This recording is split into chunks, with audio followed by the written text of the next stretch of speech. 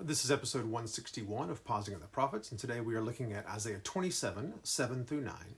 And Isaiah writes, "Like the striking of him who has struck them, has he struck them? Or like the slaughter of his slain, have they been slain?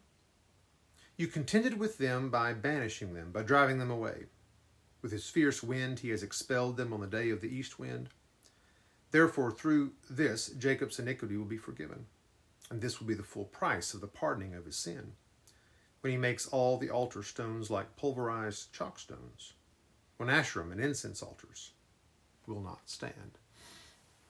This section is a little obscure, for it is not immediately clear who all the pronouns, especially in verse 7, refer to. But we'll see if we can sort things out.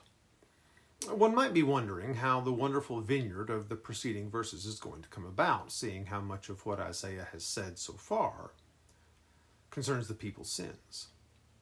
But we find a hint in these verses. So all the hims and thems in verse 7 are confusing. Sometimes Hebrew writers don't follow our English rules about antecedents. So let me reread that sentence, replacing the pronouns with nouns. We might do it like this, verse 7. "Like the striking of your enemies who have struck God's people, has God struck his people?" In other words, God is saying, can you compare the way you have been punished with the way I've punished the nations? And Israel would have to answer no. Think about the Exodus. God completely crushed Egypt, and yet at the golden calf incident, there was forgiveness, restraint. Even as we think about the Assyrians or the Babylonian invasion, we see far more destruction meted out against God's enemies than we do God's people, who are promised a return and a restoration.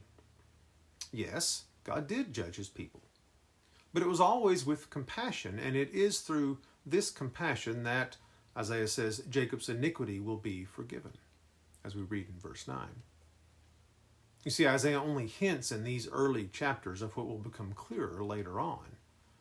Redemption will ultimately be accomplished through the atonement of the suffering servant.